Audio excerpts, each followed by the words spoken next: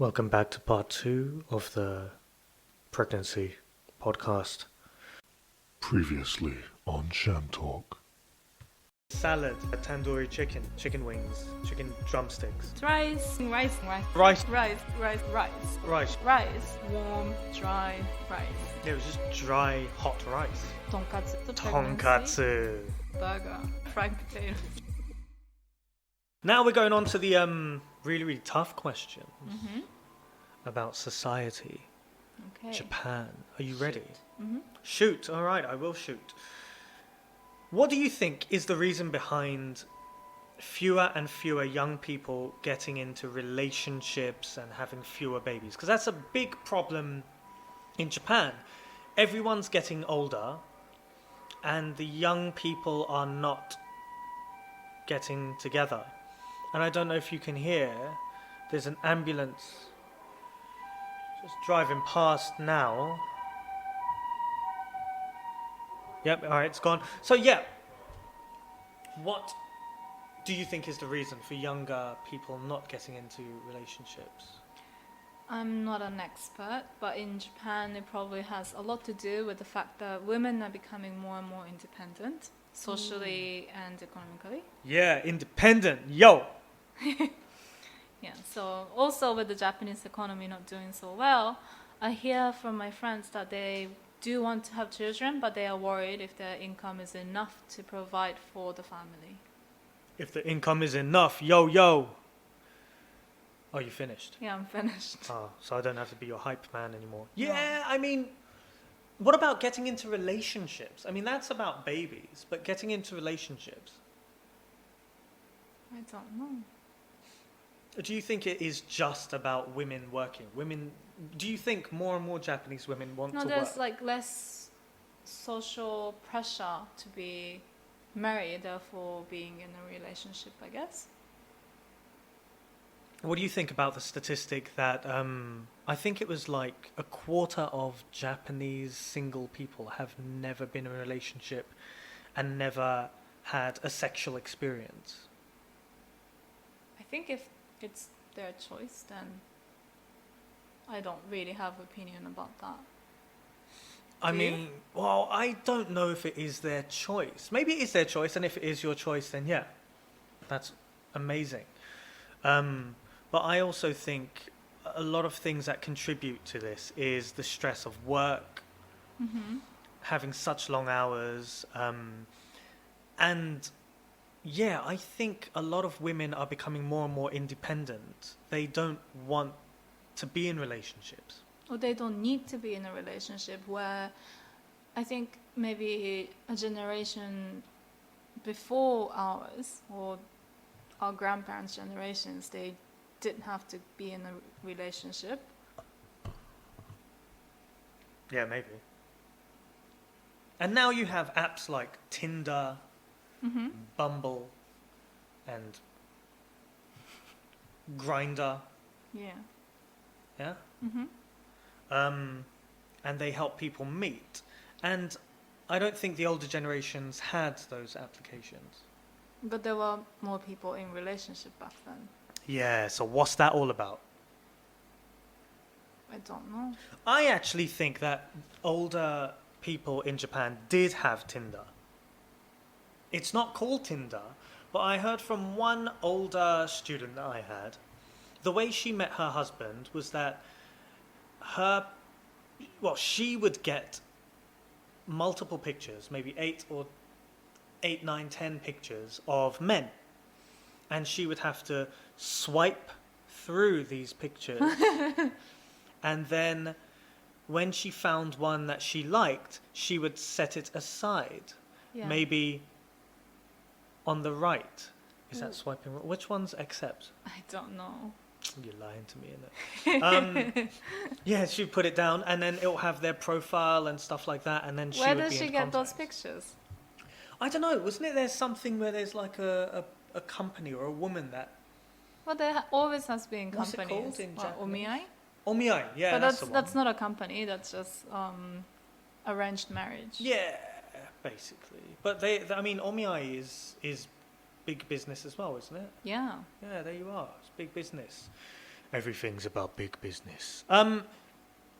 Yeah, so I think for me, fewer and fewer young people getting into relationships. It's just a lot of people don't want to anymore. They want to do their own thing. A lot of people don't meet in person anymore. They just speak online or on WhatsApp or on Facebook. They don't go out as much. And now there's coronavirus, so they don't want to meet people. I mean, that's only a recent thing, so... Do you think the number of couple will increase with this coronavirus? Because I remember when there was a big earthquake in Japan, in the north part of Japan, there were a lot of new couples and a lot of people got married after the disaster. Yeah, I think that's a good question. Okay, so... No answer. I don't know. Do I think couples will increase because of coronavirus? No, because people can't go near each other. But maybe because we have to self-isolate and people are like, oh, I just don't want to be home by myself, maybe. Yeah, I'm I mean, gonna call people up have my friends, yeah, I mean... Boyfriend, ex-girlfriend. Yeah, I don't know. Maybe. I honestly have no idea what's going to happen with the coronavirus. I think this is unprecedented. Unprecedented, sorry. Unprecedented, what the hell?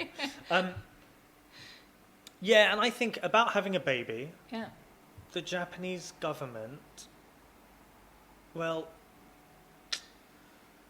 Yeah, I mean, do you think the government does enough to help young people have children or look after their children?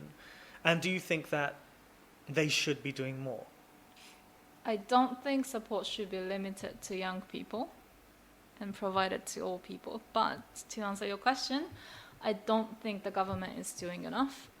The problem with... What? I'm just trying to make this a little bit exciting. Okay. Controversy. Okay, go on.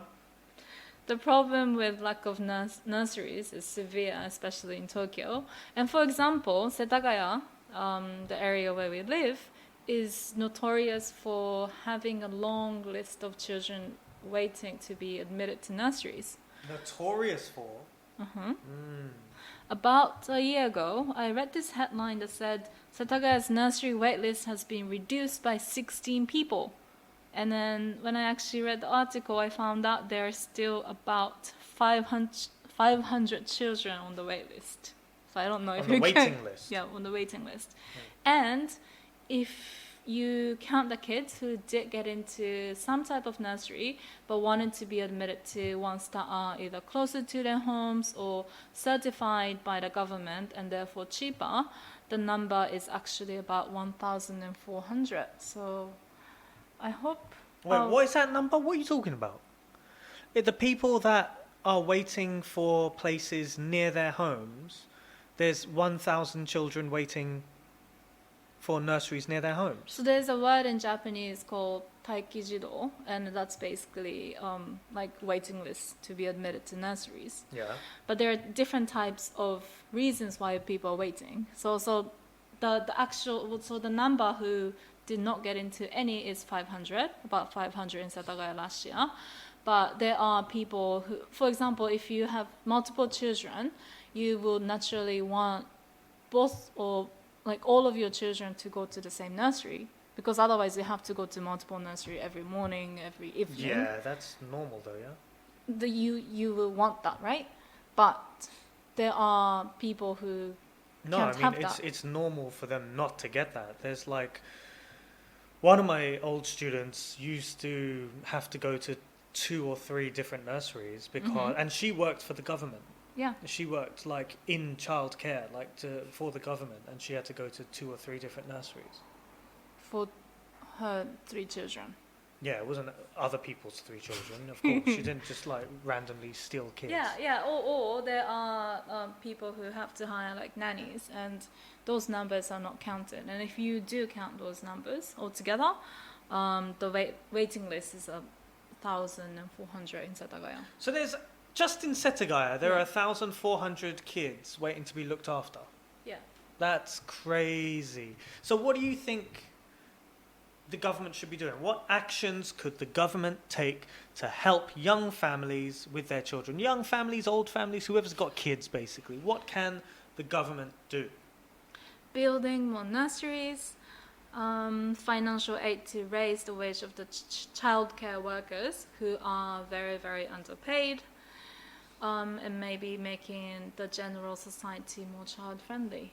Enough respect to anyone that looks after children. Childcare specialists are the unsung heroes of every country, I think, and education is the most important thing. Childcare is very important. The children are our future.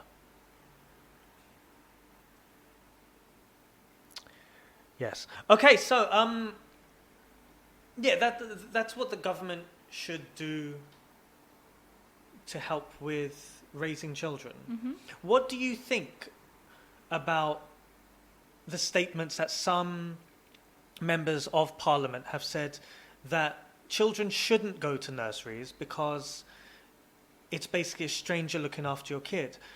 A mother should look after their children. Mothers, not parents, but mothers in particular should be looking after their children. That women should not work, they should look after their children. What do you think about that? It makes me so angry. I don't. Well, know go if on, I can- act angry. What are you whispering it for? It makes me so angry, she said. Does that sound like anger? Go on. Let it No, rip. I'm so angry. I'm speechless. What do you have to say as your riposte? I don't know. It's too big a topic for me to just talk about it. Maybe we can have another podcast on that. Mate, we've had so many arguments just about having this podcast. Next year. You're not invited back, mate. Yay, okay, bye. No, maybe you'll be on the next one. No, I don't know. not the next one. Maybe in 1 year or so. No, I think in about a week or something. Yeah, I think it's bullhooky, because I can't swear on this podcast. I will call it bullhooky, gobbledygook. It's stupid to say that women should stay home and look after the children. Now you've got an aging society in Japan. You need more workers and you need more female workers. You need more women working. And you can't expect women to work and look after the children. What are the men going to do? Just chill out and then after work go drinking with their mates? Nah, mate. You're having a laugh. Having an absolute giggle, mate.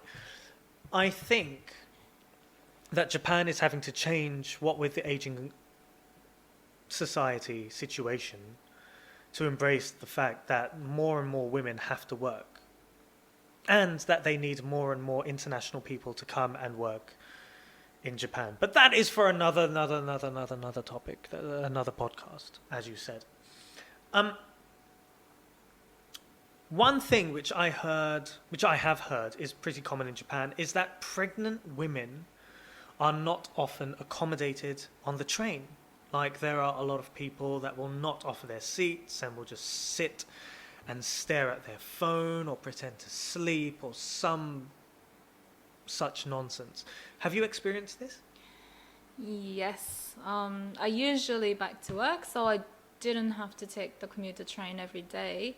But on rare occasions when I did, like when it was raining, I almost never got a seat, even if I was wearing or carrying the maternity mark that you get from the train stations. Even in the priority seat areas, people are always on their phone and, like you said, they're pretending to sleep.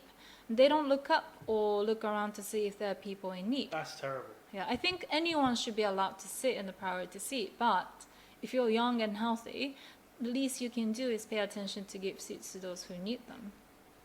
You know what I mean? You young people, you young people, anywhere in the world, wherever you are, you young people who have got your legs working, who are strong, able-bodied people, if there is someone that needs a seat, stand up, yeah? And one of the most surprising things riding the train with the maternity mark was the number of people who stare at the mark and not offer the seat. Staring at a mark, that's like seeing a man on crutches and just staring at his crutches and just keep sitting down. Like you see a man with one leg and you just stare at his absent leg, that he doesn't have another leg, and then not offer him a seat. Yeah.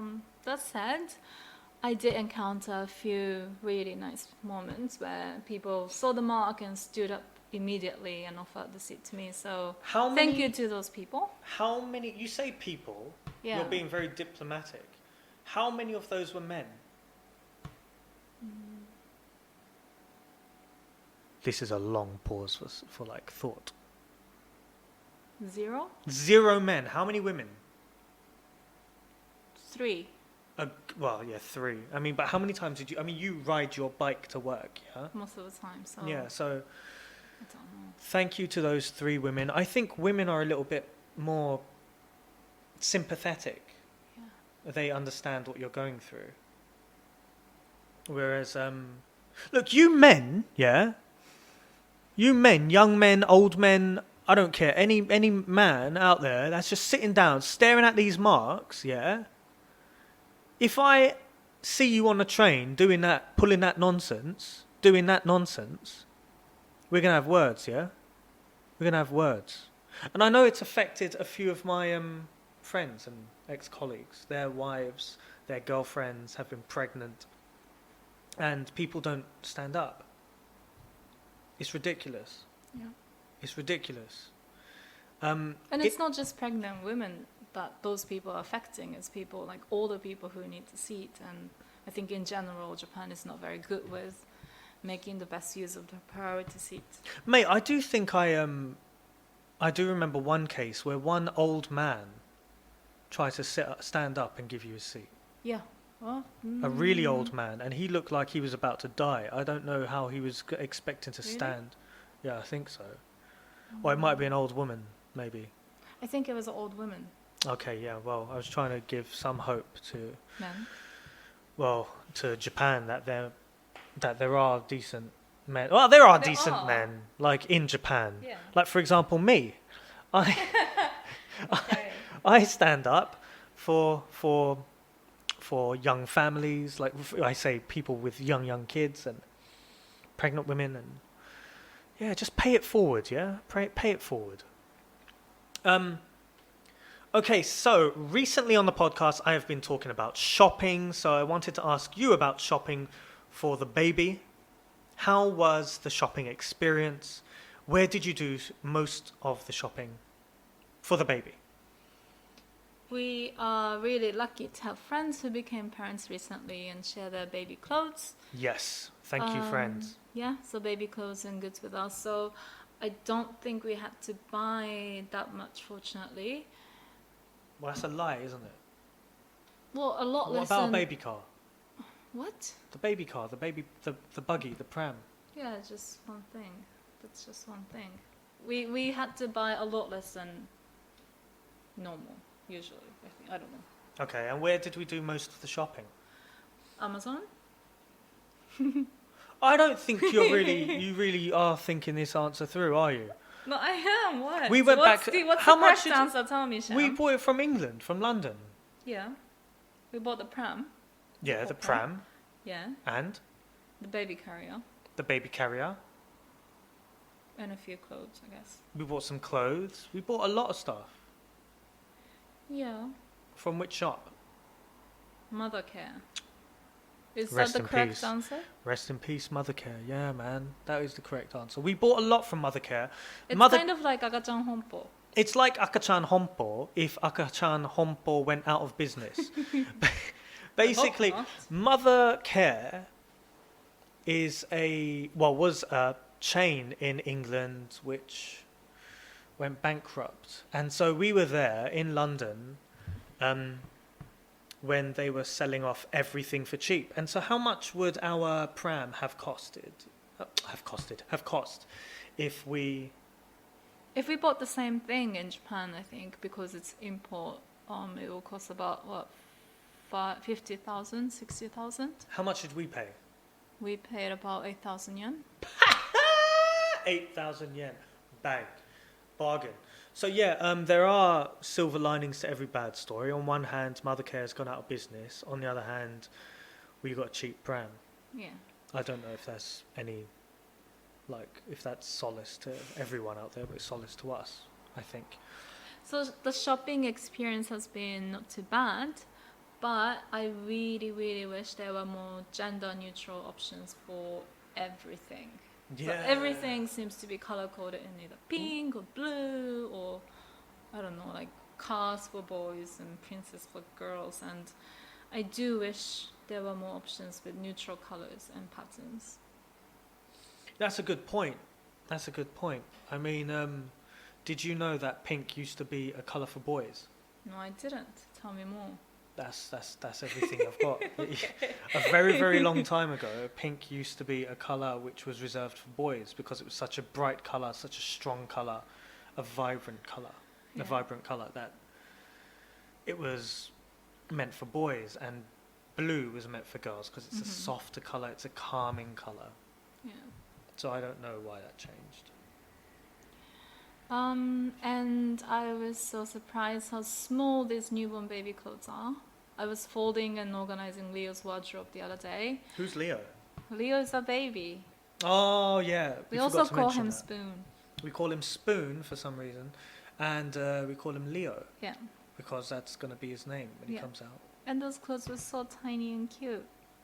Yeah, they are. They are adorable. The socks are like finger gloves. Yeah. Yeah, it's And cute. the little mittens, so he doesn't scratch his face. Yeah, he has tiny little mittens with little Yeah. frills on them. So yeah, that's kind of cute. Yeah, so I think it's time for me to ask you some questions now. What? We didn't agree to this. We've Alright, go on been on this journey for 35 weeks. How's your experience been? Very good. Thank you for asking. Please elaborate. I don't know. What do you mean this journey? Of pregnancy. I'm not pregnant. Okay, bye. I know you're supposed to say we're pregnant, but we're not. I'm not pregnant. You are pregnant, and Yeah. I don't want to take away any of the hard work and the pain and the stress that you're going through by saying, "Oh, yeah, we're pregnant." Shut up, mate. You're not. So I'm not pregnant. The journey, it's been difficult to describe. It is difficult to describe because How hasn't did hit it me. feel when you first felt The kick. his kick? Yeah. Do you remember? I remember it. Yeah, it was a kick. It was just like, yeah, it was a kick. You weren't impressed. No, not particularly. Oh. And that's the thing. I think it's very difficult to. Now I'm very connected. Not that if I feel like it's more amazing now that when I talk to him, because I do play music to him, play the guitar to him, and sing those 2 songs to him on the acoustic guitar. When I feel that he's moving after he hears my voice or my singing or the guitar, it is quite emotional. It's quite nice. That's why I always ask, is he moving? Is he moving yet? Because I want him to kind of react to it.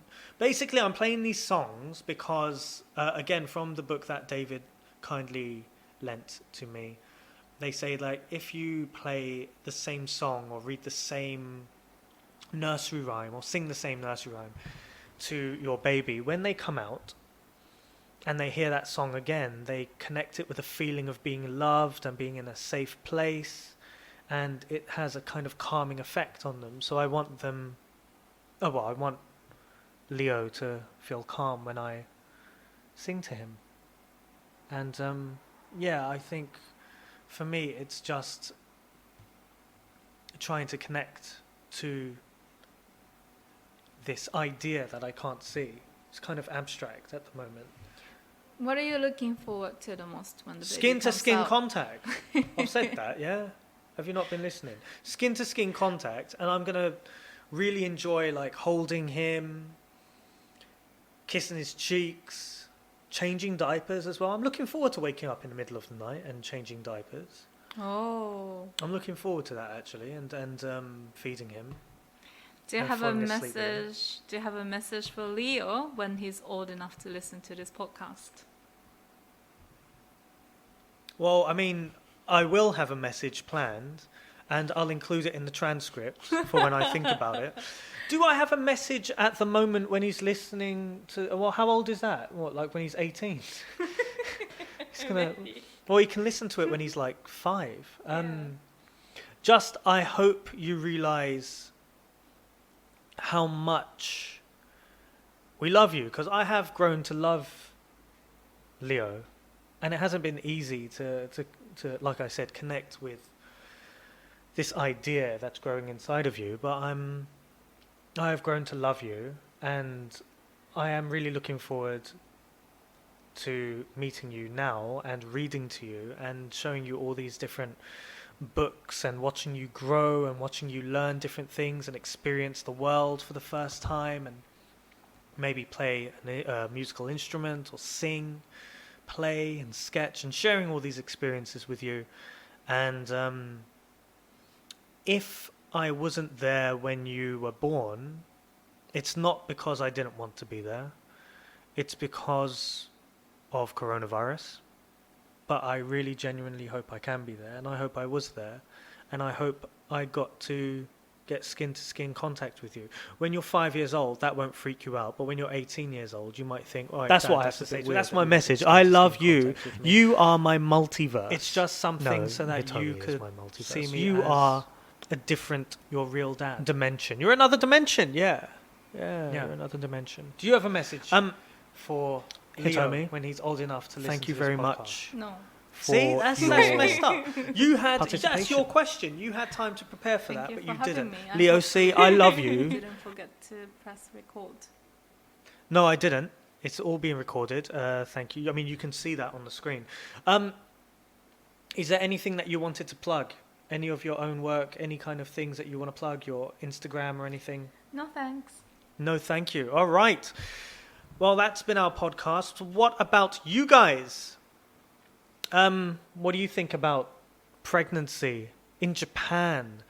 All I really know is it's very expensive, very strict, and I think the government should help more. Yeah. I hope you enjoyed the podcast, and join me on the next one.